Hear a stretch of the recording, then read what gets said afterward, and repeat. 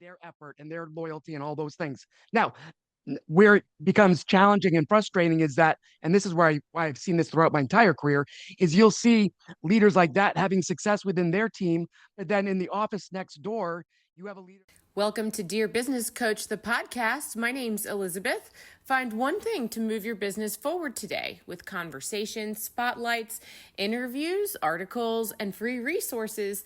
Listen and follow and subscribe on social media, Dear Business Coach pages and groups, Dear Business Coach podcast, LinkedIn, Instagram, YouTube, and don't forget Spotify, Apple, iHeartRadio, Amazon Music, anywhere you listen to podcasts. All it takes sometimes is one little thing to move your business forward today. And yeah. Okay. Welcome. Scott, how are you today? I'm doing great, Elizabeth. Thank you. How are you? I would like to say welcome to the Dear Business Coach podcast as well. I am excited to get some details, tidbits, and info from you. And I actually am curious to know, do you have one title? How do you how do you introduce yourself? Well, it's fairly new because this is kind of a new season for me in my life, but I am technically the founder and chief servant leader for the Mhm. National Academy of Leadership Development, Yeah. and which Well, is a bit of a mouthful, I guess. you leadership development is something that you can say, I want to share my knowledge, or I'm bringing people together to develop. And so, what does development mean to you, do you think? So for me, my goal is really to start leaders off by helping them with their perspective around leadership.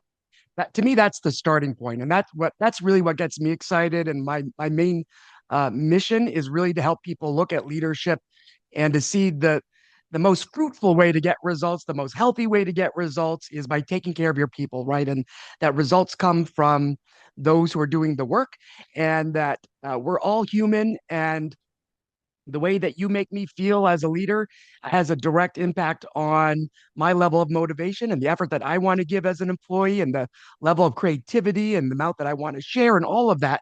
And so to me, leadership development starts with looking internally at myself and how I look at leadership and my role as a leader, how I look at my team members. And do I look at them as numbers? Do I look at them as resources to be managed? Do I look at them based on their rank and title? Or do I look at them as priceless human beings who I have the honor of being able to lead and grow and develop? Because those are two different perspectives that really uh, influence the way that I lead. So that really is my goal. And then I've got an incredible faculty on my team that then can help develop skills in leaders beyond the foundation that I'm really excited about. Mm. Well, so what do I do if I have maybe learned a bunch of bad habits? Yeah, I think we all learn bad habits, and I think we're that life is all about learning and growing and continuously improving. And so I like to think about it if you've learned a bunch of bad habits, I like to think of our work that we do is similar to the Ebenezer Scrooge experience of leadership, if you need it, right? Because Ebenezer Scrooge was one of those leaders that did not see people first, right? He did not see the value in taking care of his people. It was all about the money and the results. And then he got visited by three ghosts, right? And he changed overnight. He was able to change his perspective. And that's, and it's a little bit extreme, but that's what we like to do is we like to have people go back and reflect on their past experiences from bad leaders that they've had and great leaders that they've had and to reflect back on those experiences and then come to current day and really look at what's going on in the world today because there's a lot going on. I don't need to tell you, but there's a lot going on in the world around us, and employees are coming into work carrying a lot of extra weight with them and a lot of uh, things that we don't see, but that's very heavy. And some of that is just with politics and the things that are going on in the world, and some of it is with the new AI era that's upon us, and what people questioning their own value. And is my job safe? And so that's what people are really are stressed about. And then we bring people to the future and we say, hey, leaders, at the end of this, what do you want to be known for? What do you want people to say about you when you're retiring? And what impact do you want to have had on people? And so typically when we bring people through that experience, we're able to inspire people at least to want to lead in a different way.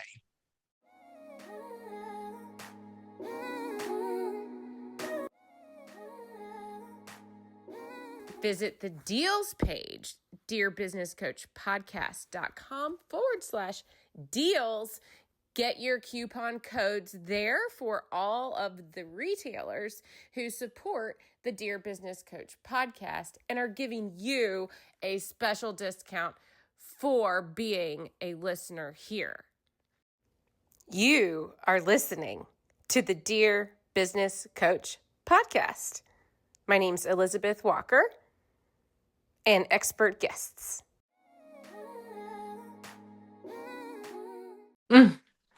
Yeah, I mean, is there still a real pressure and structure to think of human capital as a resource in those words?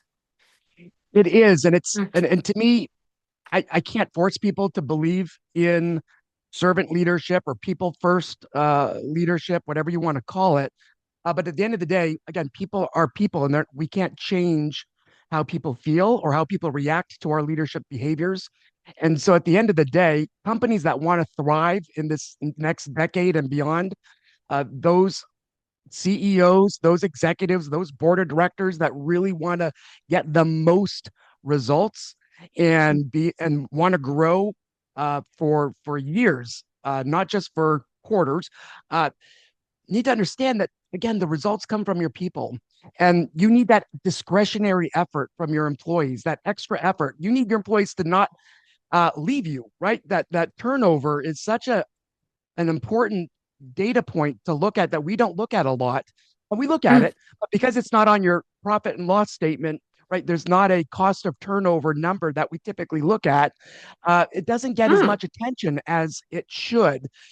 Because if you're constantly turning your employees and you're constantly recruiting and you're constantly training and and so you're not getting the most results that you could be if you had that staff that was there and growing and developing and then again so happy and engaged that Yeah. they're wanting to give that extra effort and give those ideas to generate more revenue. Or hey boss, I noticed on this project plan that if we do this it's going to cause the project to fail. And people aren't going to offer that information or those ideas if they're not happy, if they don't feel seen and valued and respected. And all of that comes from our leadership behaviors. So again, choose to believe in that philosophy or not, but at the end of the day, you can't force engagement. Well, thank you for circling back with that. I actually wrote down can't control how people dot dot dot. And that is an interesting thing for you to say right now because while we're talking about this, I think about the idea of impact and self-awareness. I'm constantly thinking about how I affect other people. And so there's this very interesting little gray area where I'm dancing between worried about how other people are going to be impacted by me, my decisions, my attitude, what I say, or where I show up, where I don't show up. And what you just said, and I can't control how people will react to my leadership or whatever it is that I'm doing that day in that role. So which inevitably, right, the basic basis of leadership in many forms is just that, how you impact people in your day to day interactions with other people. How do Yeah. you affect other people? So to also operate under the awareness that, oh, I actually still can't control how people perceive me or react to me. How do you deal with that? And where did this idea come to light for you? Well, I think again, part of leadership is recognizing that uh, everything that I do, everything that I say, every decision I make leaves a mark on the people that I lead. And so my choice as a leader is, do I want to Do I want that mark to be a positive mark, or do I want it to be a negative mark? And to me, I want it always to be a positive mark. And so I know that if if you and I are in an interaction and you leave my presence, you're telling yourself a story about that interaction. And I want to make sure that that story is a at least a neutral or positive story, not that it's a negative story, because those stories that you walk around with for you define what the culture is of that team, of that organization.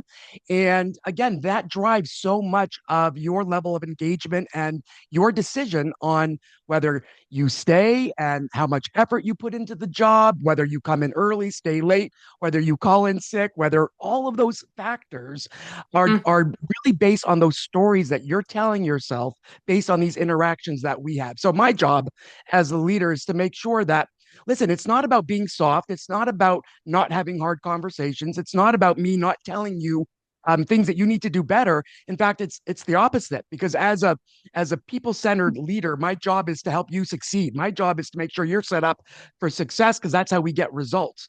It's how I do that that makes all the difference. My role is to make sure that I do everything with dignity and with respect, and that it's coming from a good place. It's coming from my motivation is to help you grow and succeed. And you should hopefully receive it that way, right? Through my tone and Mm-hmm. through our relationship and through time, right? Because otherwise, a lot of leaders provide that feedback at the wrong time or out of frustration or for the wrong reasons. And again, it ends up doing more harm than good. So I think again, so much of it comes from our motives as a leader, and then again, our approach is always from that perspective of how is this impacting that employee? What is the ripple effect that this conversation is going to have? Because just because we're having the conversation today doesn't mean it's just going to end today. We have an exercise we do in our workshop where we ask people to think about a time when a leader made them feel priceless or worthless. And what is the thing that that leader said or did that made them feel that way? And when people share, these are stories that didn't happen last week. These are Mm-hmm. stories that happened 10, 15, 20 years ago. So to me, that's powerful to think about the influence that we have as leaders on people. And knowing that, I want to make sure that those are positive ripples and not negative. Yeah, well, now that must be a very also a trust building kind of experience too, right? Sharing this kind of story background with people during a workshop. What does that look like? Can you tell me a little bit like what's it look like inside of a workshop Yeah, with so you? our 1 day experience, again, is really designed to be like a reset for organizations that want to either um, create, again, a new culture where they're putting their people first, or for leaders that want to, again, improve their leadership style. And again, we're all about kind of this modern day people first leadership uh, culture. And so again, it is kind of that Scrooge experience. We really do. We have you go back and relive some. We think have you think about your best boss, your worst boss, and how that those people made you feel, how it impacted your work performance, what results came from those leaders. We do talk about present day. We talk about AI. We talk about how we can leverage AI tools to reclaim time back in our life so that we can spend that time with our people more, right? I think AI is a great benefit to us if we use that time wisely. I mean, we could just take the time and let it consume, let our emails take up that time or anything else. But if we're smart about it, we would take that extra 20 hours that we're getting back a week or whatever it is and say, what can I do with this time? And I'm going to go do more mentoring. I'm going to do more coaching. I'm going to do more team building. I'm going to do more whatever things that are going to add tremendous value in building my team, developing my people, improving our culture. So to me, we talk about that in the workshop.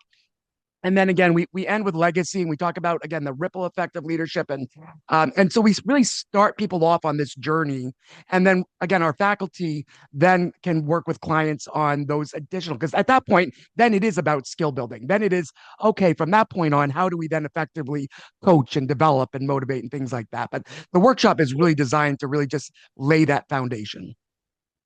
Yeah. Now, do you get folks who have been interested in changing their culture for a while and have had struggle with that? Yeah, and I think that's what we're finding is that there's been a lot of frustration with some organizations that spend a lot of money and time on whether it's fancy systems or huge programs and Mm-hmm. not getting a lot of return, or they don't see the change that they'd hoped to see. But what we're finding is that because they're trying to fix something on the surface level and they're not really getting or starting with that root cause of what's, and to me that is starting with how do you see your people? Because if you continue to look at your people as resources to be managed, um, then that's how you treat people, right? You treat people the way that you Mm-hmm. see people. And so that is the starting point. And if we can change that, and all those other things, all the consultants and the training programs and the systems, then they start to work. But until you can change the attitude and the perspective and get a unified leadership language or philosophy or culture established, it's really hard to get those results. And so what the beautiful thing is, it doesn't cost a lot of money, it doesn't take a lot of time, and you can have really quick turnaround in getting results when you can get your leaders away for even just for a day to look at this, because it's common sense, right? Take care of your people and they will take care of the rest, right? It's the whole goose and the golden egg kind of analogy. The people are the ones that are driving your results. Take care of your people and they will drive more results for you.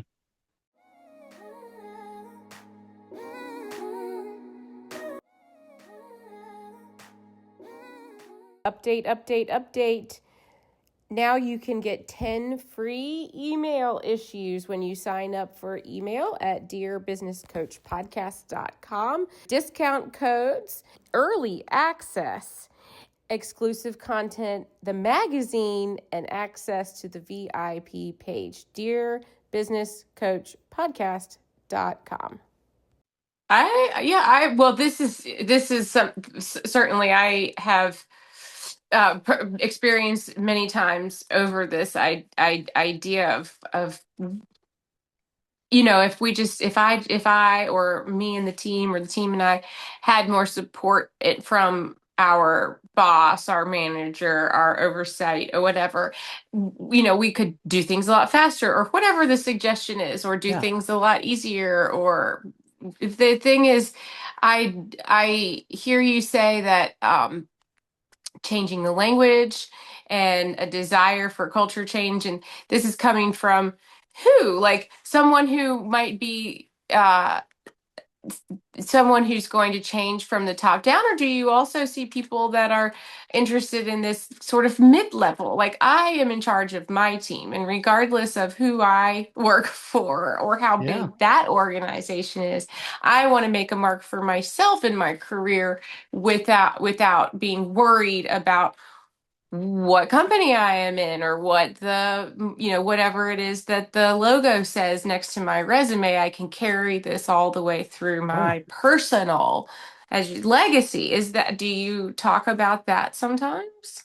Yeah, we do a lot. In fact, it does work individually, and this even works in your personal life as well. I mean, what we talk about is literally just looking at someone based on their worth as a human being, because again, the way that you see people is the way that you're going to treat them. So even if someone cuts you off in traffic, if you can remind yourself that that person in that car that just cut you off in traffic is a priceless human being, you don't have to like the behavior, right? But we separate the behavior, we separate the work, we separate um, from the human being. It really does. You'll feel it internally, the way that you even feel, and then your response and how you again treat that person. So from an individual leadership perspective, yes, you can go through this training, you can go through and become a servant leader, and you can get great results with your own team, because what you're doing is you're serving your people. You're taking care of your team members that have been entrusted into your care. So you're getting to know them on an individual basis. You're getting to know their strengths. You're getting to know their struggles and their goals and how they like to communicate. And you're adapting, and you're seeing yourself as your job is to remove barriers and provide them with the tools and all of those things. And they appreciate that. That's how they feel seen and heard and valued. And then they respond in kind, with their effort and their loyalty and all those things. Now, where it becomes challenging and frustrating is that, and this is why I've seen this throughout my entire career, is you'll see leaders like that having success within their team, but then in the office next door, you have a leader that doesn't have that same philosophy, that leads with command and control, and they're constantly having turnover, and they're not getting the results. And so even within the same division, you could have different subcultures and different levels of results. So, for this to work, it really does have to be from top down and all the way through. If an organization wants to become one of those brands that is known as one of these employee centered, people centered, like a Southwest Airlines in their heyday, or Chick-fil-A or a 3M, or one of these brands, it really does. And what we do is we identify three levels of leadership. So the executive level, they have their role to play in this, but they have to be they right because they control the decisions when it comes to systems and policies and programs, and so they need to be thinking about how do these things impact our employees, and right, so that's their job. And then there's that middle level, right, and they're tricky because they've got to manage up and down, and so they're kind of in Mhm. that middle role. And then you've got the frontline leaders that are so critical because they're interacting with those frontline employees every single day. And those are those everyday leadership behaviors that truly do define what that company culture is and defines truly the success or the failure of that company. Yeah. You're right. Yeah, I like that. Yeah, you have the front line leaders, and they really are interacting every day, and that is where culture is defined. Yeah. That's a very good uh place on the map to put it. Exactly. Well, and so you also just said there too, if I am a executive level leader, I am responsible for systems and processes and who is going to implement them, and ultimately making the choice that this is the system and this is the new book we're going to read first, So Yeah. why would I not want to put a lot of importance on that, or maybe I do, or maybe you're saying there's a different way to implement systems, or maybe you're saying uh, the systems you're used to implementing are too packaged or something. What I would recommend and what I'm saying is that anytime a decision is going to be made for an organization at that level, they really need to take, and I've seen this. In I was in the service industry for 30 years, and I worked for supported a couple of executives that obsessed with customer experience and customer satisfaction, which is great. And I even had one executive that used to have a mannequin, and he would put the mannequin in his office in a chair, and that mannequin represented the customer. And so anytime that they would make a decision, they would think about this mannequin. I would say do the same thing, but with an employee, right? Mm, So the question is, if we're going to make a decision that impacts a big decision for the company, the first question should be, how does this impact, or how is it going to impact our employees? Is it going to make their life harder, more difficult? And if so, maybe we need to rethink it. But also things mm, like when we think about systems like our employee engagement survey, or our performance management system, are we only doing those things once a year? And what message does that send? Right? Oh, well, we value you people, but only once a year. Like, we don't do that with our customers. That would be crazy if we only asked our mm, customers once a year for their mm. feedback. So those are the types of things that we would want executives to think, how do we get that feedback more frequently? Because that's where the answers lie. We spend all this money to hire all these consultants to come in and help us with our process improvements, when the answers are all right there at the front line. We just have to ask our employees for those. How do we make our processes smoother, or what tools do we need? And but again, they need to be Mm. engaged and want to provide us that feedback. So anyways, that's what I would say. Yeah, well, yes, thank you. No, absolutely, because right, that's tough because at some point you are faced with, okay, I have to physically, literally create some kind of procedure that can be followed anytime that there's a change, even if it's changing what we say at the beginning or the end of an interview, a meeting, a form, something that you write down. So these Anything. are what the things that I'm thinking of when I say processes and Yeah. systems. Yeah, and so, sir, so I wanted to say that you are it's bringing up memories for me of working in a restaurant Uh-huh. and then moving through the I guess not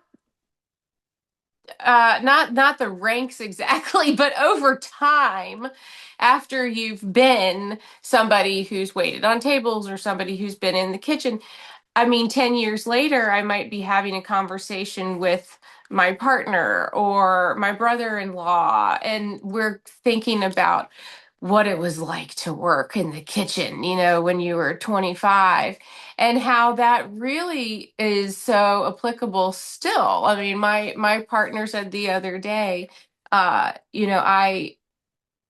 don't, when I used to work in a kitchen, I used to really hold people. I had high standards for people, but I also had everything ready and available for that person to do the job. And I also know that as kitchen manager or head chef or whatever, that if somebody has a problem, it's me who has to pick up the slack. And that's what a good operator does. That's what a good manager or leader does, is actually you guys run the show, but when something goes wrong, I'll be here to pick up your shift or step in when there's an emergency.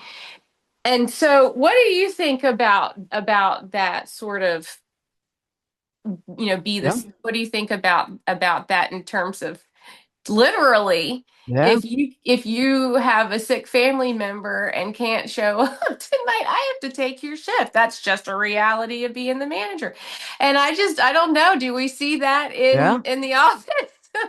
Yeah, it really is. I listen, I ran hotels for a number of years and that's Mm, 24/7 and yeah, you have a call off or someone needs to leave early and or whatever the case. Yeah, you're cleaning rooms and checking people in and and here's the thing. Or you're a manager or a leader and you don't do that, it also sends a very strong message and employees notice that too. And so again, I think one of the things that leaders recognize or should recognize is that people are always watching, whether you like it or not. mm, You're kind of always on stage.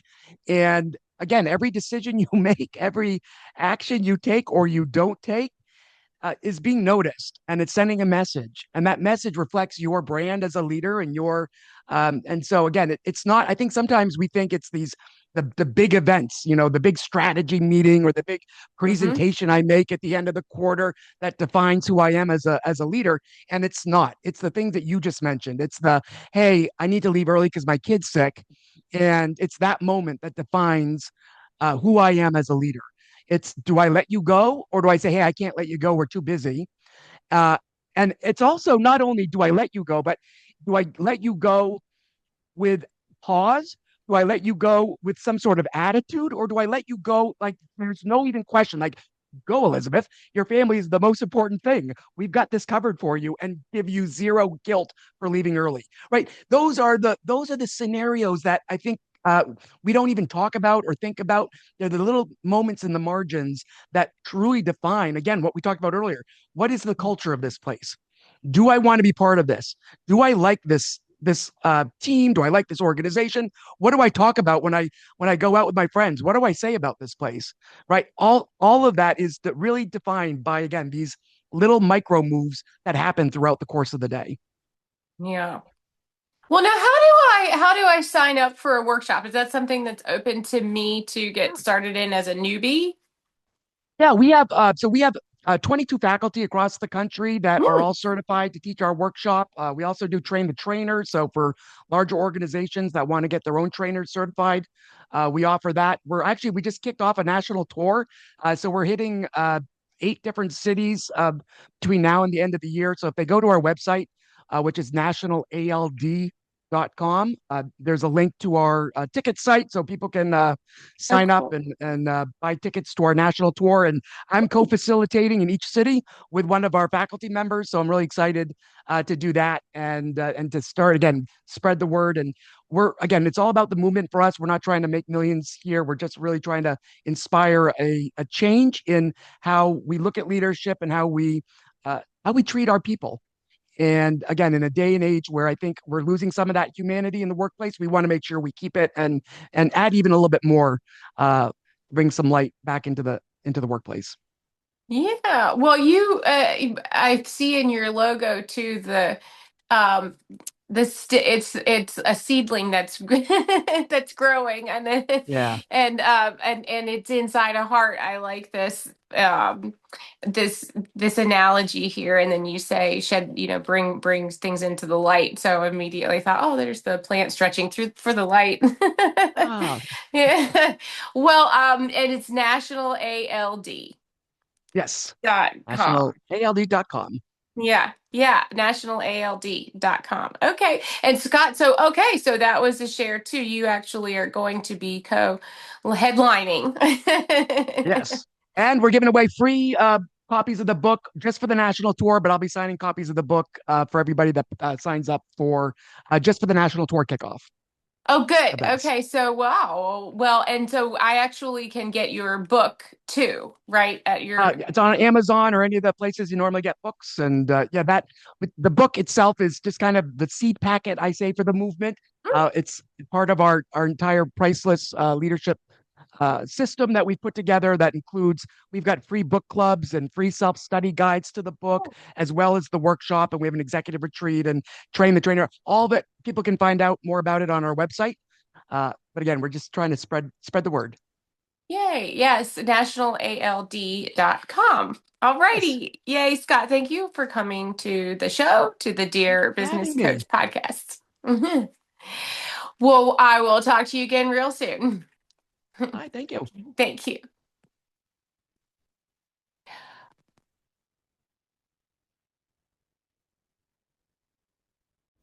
You've been listening to the Dear Business Coach podcast. My name is Elizabeth Walker, producer and host of the Dear Business Coach podcast. Music by Stones Mayo. Social media by Meenakshi Bensal. Follow and subscribe now. Thanks so much. You are a superstar.